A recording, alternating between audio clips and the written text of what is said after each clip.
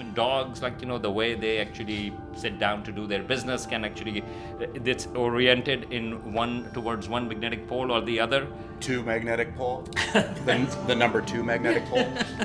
And so there were all these questions, and so scientists were trying to figure out, well, what if they use magnetic fields? Like, how do they communicate that? How do they get to it? And there is a fascinating story. There is a paper out in the journal Science where they actually did an interesting study, and the context of that is that there were two scholars that actually, the two scientists that met, and one worked on immune cells in mice, and another one worked on these migratory birds, like, and trying to look at that.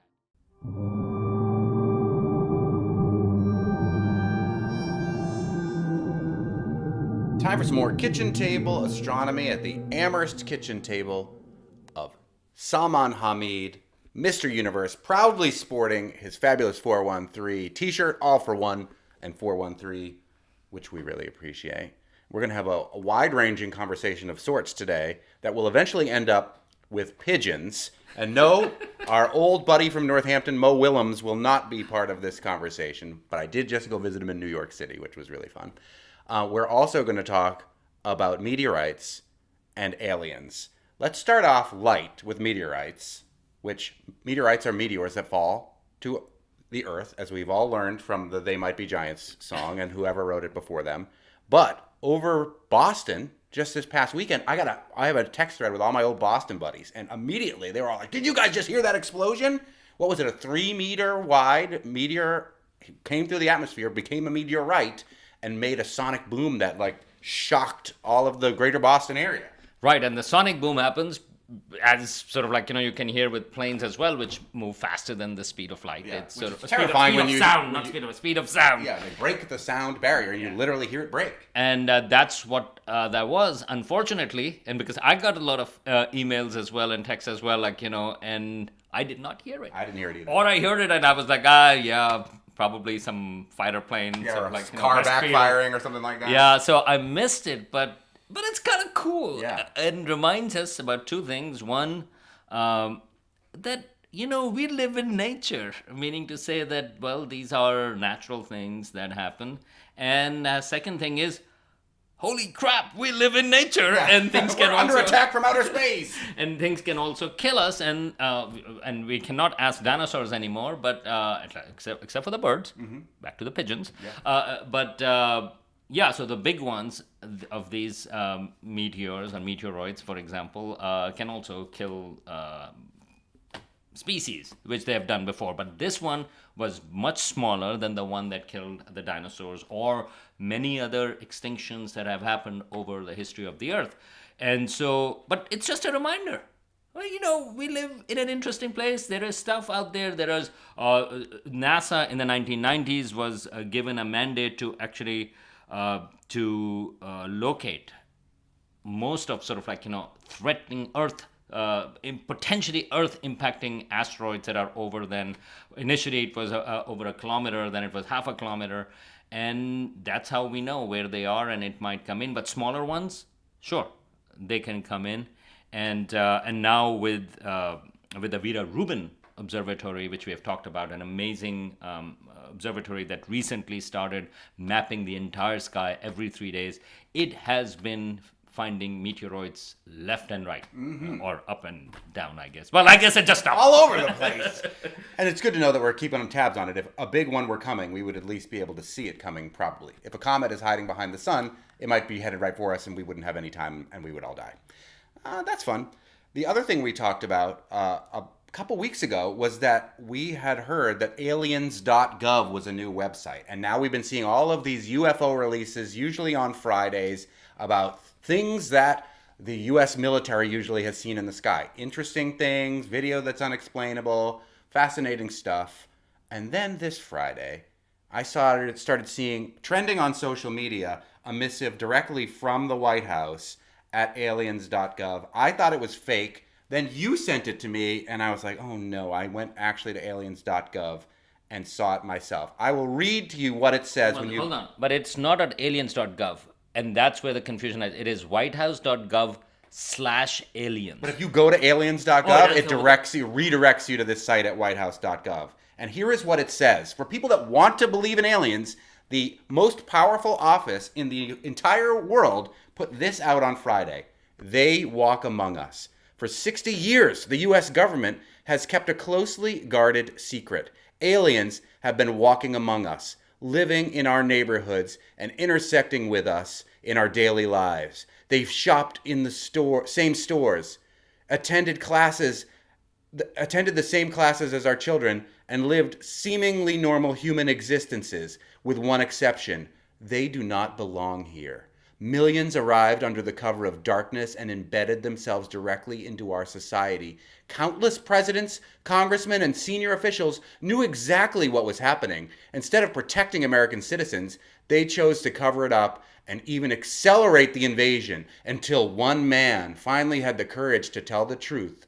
Bold, unapologetic, afraid, President Trump was the first to call out the real danger aliens pose to American family, every community, and the future of our nation. The truth is no longer out there. It is right here, right now. And guess what? It's not about space aliens. It then directs you to a map of the United States where Trump's ICE has been rounding up immigrants and alleging all of the crimes that they've committed. It is disgusting to me on so many levels. First of all, that you would manipulate the minds of human beings who want to know if aliens really do walk among us, which there is no scientific evidence for, but then to use this type of rhetoric about other human beings who happen to be living here.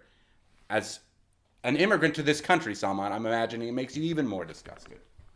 Yeah, and I fell for it too initially. I mean, in the sense that I was like, oh, so...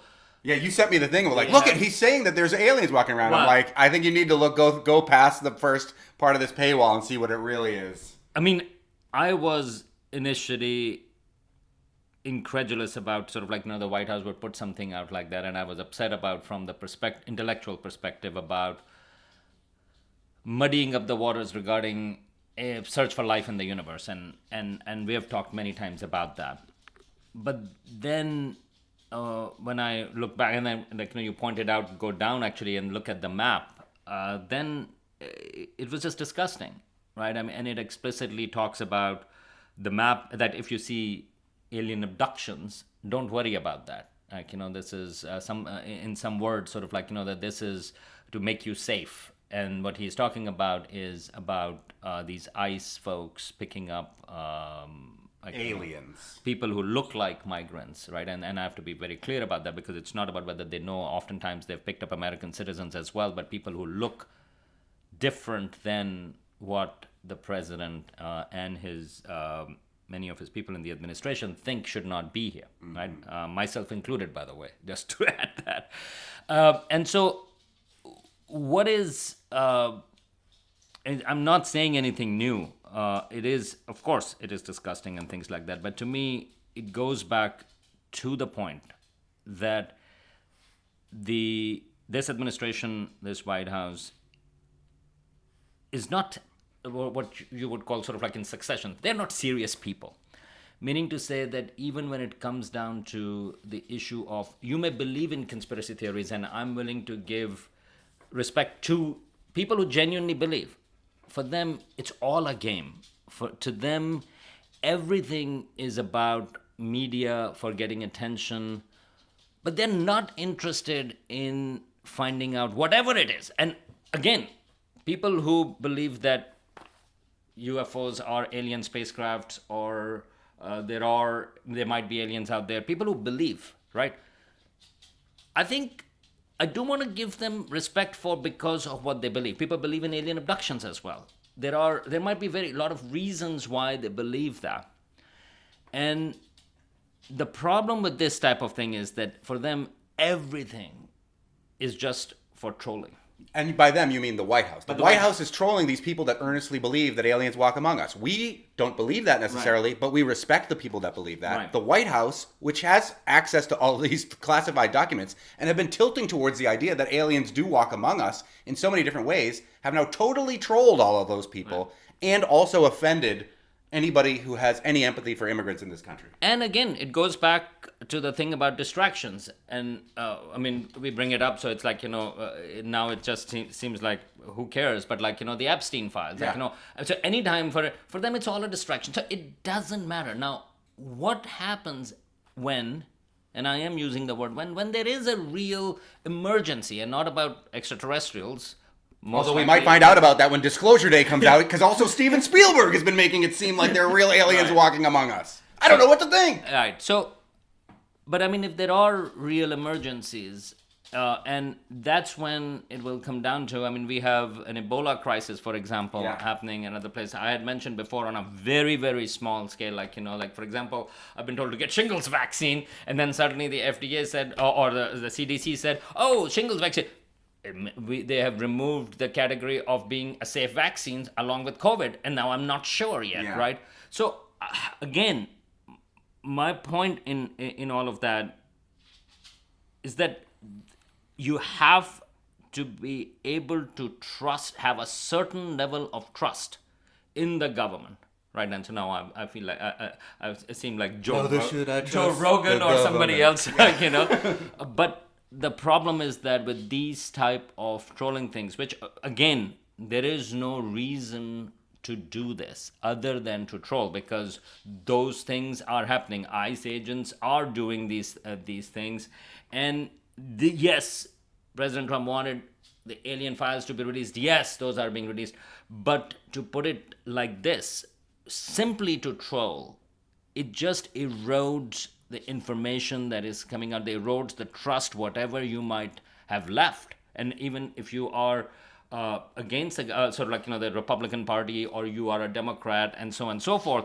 you still would like to have some institutional belief in, or some sort of trust in it. It just erodes it further. And not to mention, and of course, all of that, I mean, I'm making it rational, but at an emotional level, it's absolutely disgusting. Now to pigeons. Oh. City doves. Yes, so this is a really cool story. So I want to sort of like, move away from what we were talking about and the disgust that I was feeling to a really cool story. And this is about homing pigeons, which are, I found out sort of like, that have been really important, including in wars. My son's friend, they are 13, they're in 7th grade. I was telling them about this story, and my son's friend goes like, did you know that there were pigeons that were decorated in World War I? And I was like, what? And then I looked into it. That is true. They actually played a really important role in saving actually some of the soldiers because they were being bombarded by friendly fire, and so the pigeons were sent. And some of them got injured, but they got to the right place, got the message, and then they were given, I guess, small medals, because the big medals would probably be too heavy for the pigeons. Too heavy for How far can a laden pigeon fly? That's right. Yeah. And then I found out that, like, one of the major ones, I think, I forgot whether for World War I or for World War II, was also sort of like, after it died, sad, but it was sort of like stuffed, and it's like now in one of the military museums, and I thought that was really cool. It is pretty cool. But here is this cool story, and the question is, how do pigeons navigate these long flights? Because they can go about 100 miles or so in a day. How do they navigate when you don't have, for example, the sun, the direction of the sun, or for example, around it, and if overcast, they can still manage that. And so one suspicion has been that they actually use magnetic fields. Now, we know that other animals, there is evidence for that, turtles, sharks, even dogs, like, the way they actually sit down to do their business can actually, it's oriented towards one magnetic pole or the other. Two magnetic pole, the number 2 magnetic pole. And so there were all these questions, and so scientists were trying to figure out, well, what if they use magnetic fields? Like, how do they communicate that? How do they get to it? And there is a fascinating story. There is a paper out in the journal Science where they actually did an interesting study, and the context of that is that there were two scholars that actually, the two scientists that met, and one worked on immune cells in mice, and another one worked on these migratory birds, like, trying to look at that. And when they talk to each other, and this is what happens, like, sort of like, important for conferences, because that's, these kind of strange collaborations can happen. The person who worked on these immune cells, so they're called macrophages in mice, and he goes like, well, in those macrophages, they actually found this contained sort of like tiny magnetic iron particles. And when they sort of like, and these macrophages broke down, because these are the immune cells, when they broke down red blood cells, they formed into these iron atoms. And so this was in mice. And they was like, well, maybe a similar thing is happening in pigeons as well. And that was a really interesting thing. They actually looked at pigeons' tissues and they found these macrophages. But in mammals, those macrophages, these immune cells, are found in spleen. But interestingly, in these pigeons, they found it in the liver. Mm-hmm. And they were like, okay, well, that's a different place, but are these pigeons figuring out magnetic fields through these information that goes into their liver, and it communicates to, to the brain of where to go? And that's what they tested. And Monty, I know you will say, wait a minute, how are they going to test this? How are they going to test this? This is a great question, Monty. And what they did was they figured out a way to knock out these macrophages, sort of like, these immune cells in pigeons. And so they picked up 34 homing pigeons. They trained them first to sort of like, to fly a 19-kilometer route, like, in one direction. They go like, okay, so there are these 34 homing pigeons.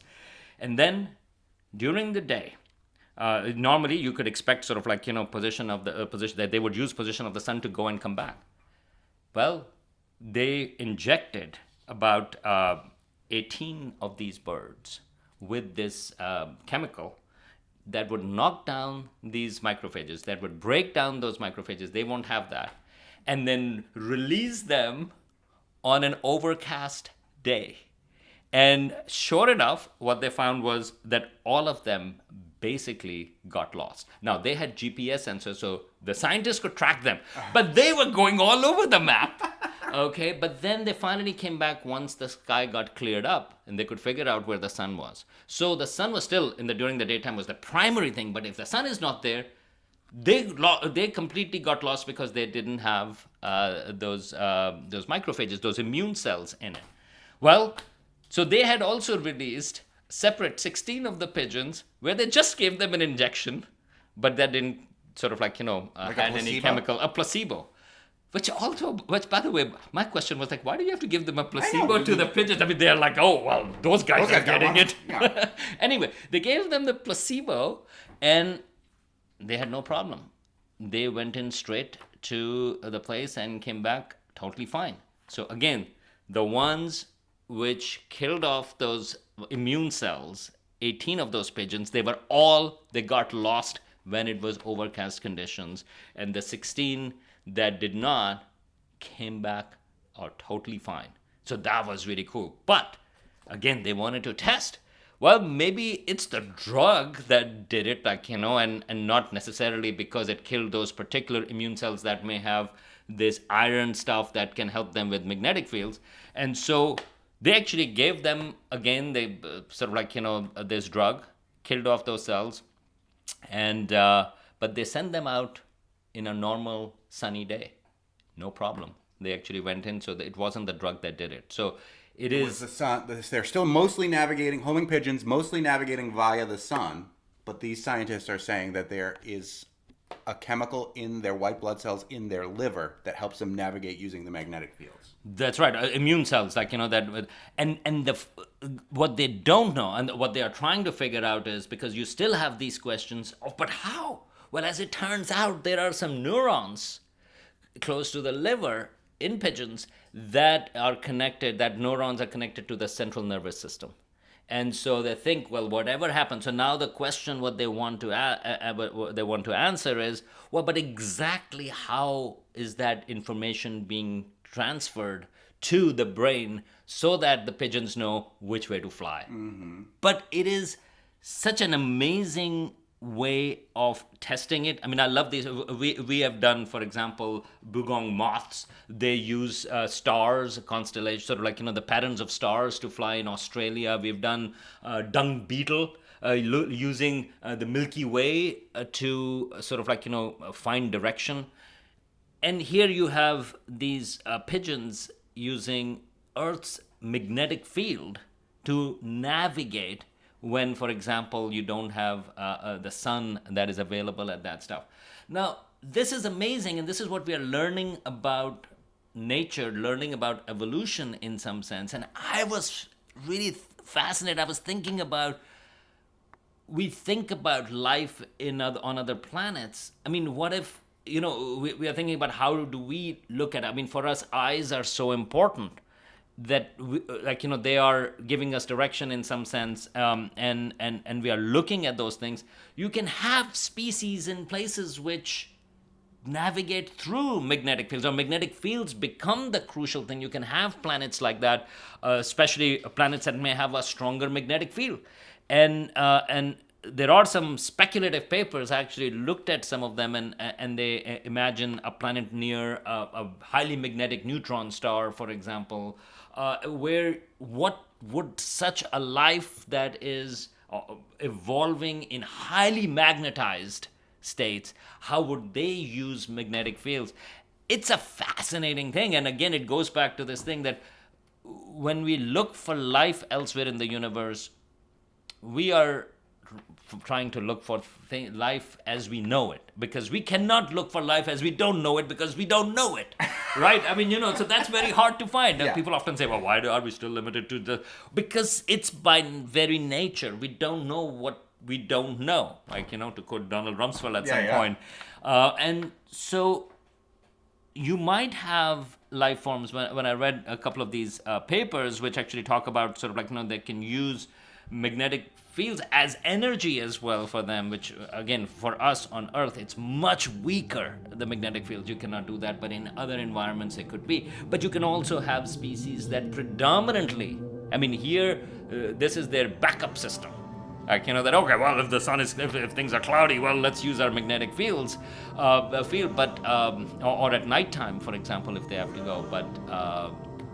But you might have cases where predominantly use that. And I should mention that it's not clear, there is no evidence for that, but there are some claims that humans might have vestigial, sort of like leftover magnetic field things, either because of it is found in many of the mammals. And so humans, there is no evidence for it yet, but some researchers think that they're trying to find it. That would be really cool. Well, like pigeons, I'm often guided by my liver as well. Where it's usually guiding me is St. Stanislaus Society. And just like the exhortation of Mo Willems and his pigeon, don't let the pigeon drink and drive. You get a walk home or get a ride. Right, but I was thinking about, like, that actually it may not be a bad idea to let it drive, because they would have a good directional sense. Yeah, because let the pigeons drive even at night. Let the pigeon drive even at night. Yeah, you hear that, Mo Willems? Let their liver drive.